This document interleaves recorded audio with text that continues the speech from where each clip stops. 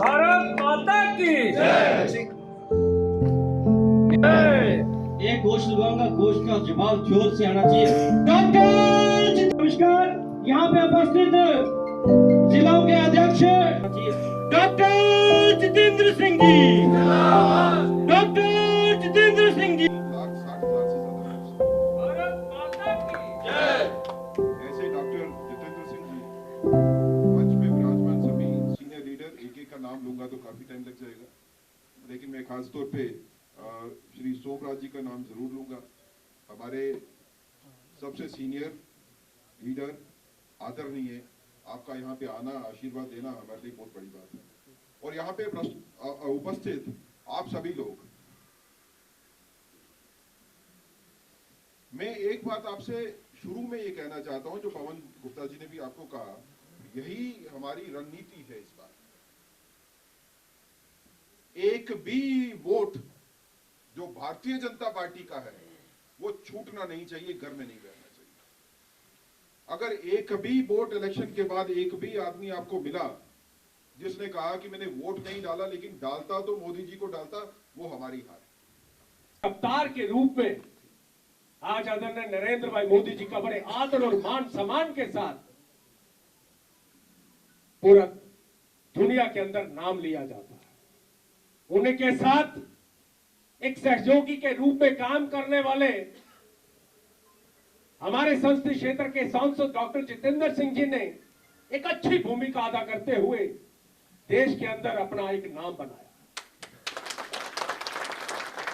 मुझे लगता है कि हम सब बड़े सौभाग्यशाली हैं कि हमारे संसदीय क्षेत्र के सांसद ने पूरे देश के अंदर एक ऐसा काम किया कि आज तक पहले पीएमओ के अंदर जब भी कोई मंत्री बनता था कभी रिपीट नहीं हुआ, लेकिन उन्होंने वो कार्य करते हुए लगातार हम सबके साथ भी संपर्क बनाते हुए यहां की डेवलपमेंट को भी देखा।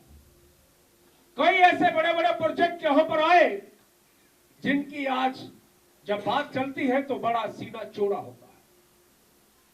हमेशा जम्मू के साथ भेदभाव की बात करते थे कि कश्मीर ने फलाने ने ये कर दिया, लेकिन मुझे लगता है इस देश के अंदर सबका साथ सबका विकास के नाते इस प्रदेश के अंदर आज काम हुआ है। तरीके से चुनावी कार्यालय का उद्घाटन।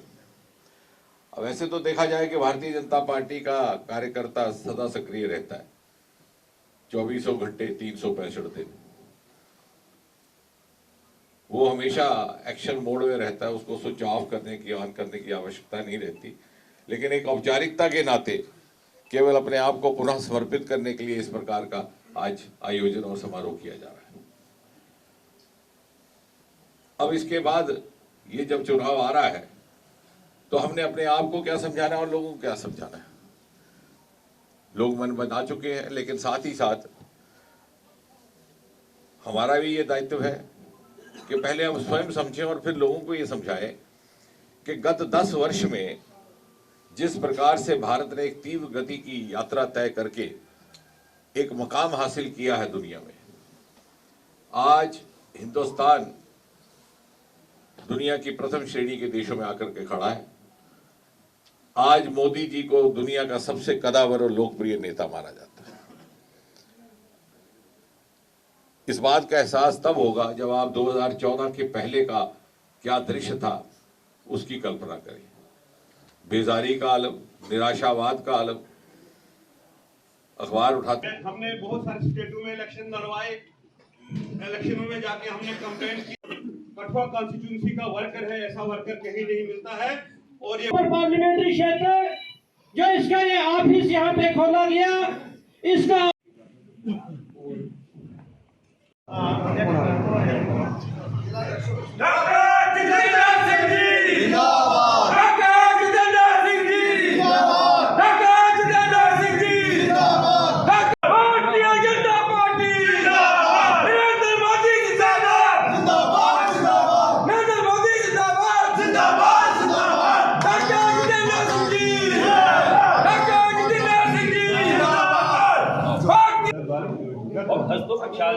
ओम गोविंदाय नमो नमः। अपने ये तंत्रियास करने ओम भगवती सुना जो यार मित्र ते करे बस जो सूर्यादेव से पानी स्नान। हरि ओम गंध द्वारां द्रोह रखणित पुष्टांगरेषिणी ईश्वरीं सर्वभूतानां तामिह भवेश्री अम्मा जो ओम नमामि गंगे तवपाद पंकजं सुर असुरैर् वन्दितं दिव्यं रूपं मुक्तिं च। वैसे तो जैसा आप जानते हैं कि भारतीय जनता पार्टी का कार्यकर्ता सदैव सक्रिय रहता है, 24 घंटे 365 दिन, लेकिन एक अनुशासन, एक पद्धति को निभाते हुए चूँकि अब चुनाव करीब आया है तो ये एक समारोह आयोजित करके विधिवत चुनावी कार्यालय का उद्घाटन हुआ, जिसमें हमारे इस चुनावी क्षेत्र के प्रभारी एडवोकेट सुनील सेठी, सह प्रभारी रमेश शर्मा जी और विशेष आभार प्रकट करना है यहाँ के जिला अध्यक्ष जिन्होंने इसका आयोजन किया। मुझे लगता है कि आने वाले समय में हमने लोगों के बीच में ये लेकर के जाना है ये संकल्प कि जिस प्रकार पिछले 10 वर्षों में मोदी जी ने निराशावाद से निकाल करके इस देश को न केवल आशावाद की राह पर आगे बढ़ाने का कार्य किया, बल्कि 10 सालों के भीतर आज हिंदुस्तान दुनिया के प्रथम श्रेणी के देशों में आकर के खड़ा हो गया। मोदी जी दुनिया के सबसे कदावर और लोकप्रिय नेता स्वीकार किए गए और 2014 से पहले हम मात्र 10वें दर्जे की इकॉनमी थे, 10th लार्जेस्ट इकॉनमी। 9, 8, 10 साल के भीतर हम 5वें दर्जे पर आ गए। इंग्लिस्तान जिसने 200 साल हम पर हुकूमत की थी उससे आगे बढ़ कर गए और कुछ ही महीने में 4थे दर्जे पे। और मोदी जी के तीसरे कार्यकाल में, मोदी जी की तीसरी टर्म में हम दुनिया की तीसरी लार्जेस्ट इकॉनमी होंगे, 3rd लार्जेस्ट इकॉनमी इन मोदीज 3rd टर्म। ये आह्वान लेकर के हम लोगों के बीच में जाएंगे। स्टार्टअप में हम 350-400 हुआ करते थे, आज 1.25 लाख हो गए।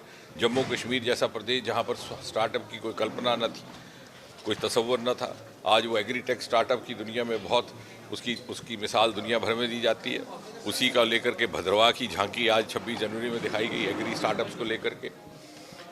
और इसी तरह से ग्लोबल इनोवेशन इंडेक्स में मोदी जी के आने से पहले हम 81वें दर्जे पे थे, 40 की छलांग लगाकर हम 41 की, हम 40वें दर्जे पर आए हैं। यानी दुनिया इस समय मान रही है कि, और इसलिए जिस तीव्र गति से मोदी जी के नेतृत्व में भारत इस विकास यात्रा पर निकल चुका है, अब उसमें कोई विलंब ना हो, उसमें कोई देरी ना हो, उसकी गति कम ना हो, इसमें हम सब का स्टेक है, प्रत्येक नागरिक का, प्रत्येक भारतवासी का। जब इस बात का एहसास होगा, और जहाँ तक उधमपुर कठुआ डोडा लोकसभा कॉन्स्टिट्यूंसी है, मैंने पहले भी कई बार कहा है कि मुझे नहीं लगता कि किसी और कॉन्स्टिट्यूंसी में इतने अधिक राष्ट्रीय और बड़े पैमाने के कार्य हुए हो जैसे हुआ। एक शायद कॉन्स्टिट्यूंसी में 1 नहीं, 2 नहीं, 3 मेडिकल कॉलेज है। अगर आप उधमपुर शहर में ही देखें तो पासपोर्ट का ऑफिस, उधमपुर शहर में ही रेडियो स्टेशन जिसकी मांग पिछले 50 साल से चली आ रही थी, नत्था टॉप में आपके पास ट्रांसमीटर लगा।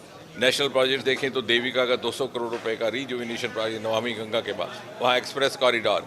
एक ही कॉन्स्टिट्यूंसी जहाँ एक नहीं बल्कि 2 वंदे भारत चल रही हैं कटरा और दिल्ली के बीच में।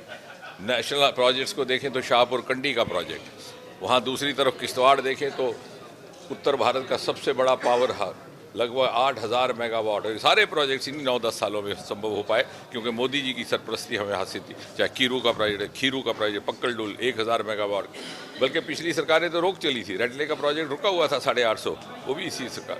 भेदभाव जाता रहा, एक समान, बल्कि हमने वो कार्य भी संपन्न किए जो पूरी सरकारें अधूरी छोड़ गई थी। उदाहरण के तौर पर इसी कॉन्स्टिट्यूंसी में मान तलाई कांग्रेस की सरकार छोड़ गई थी, उसको खंडरात में तब्दील करके उसको रिवाइव किया गया।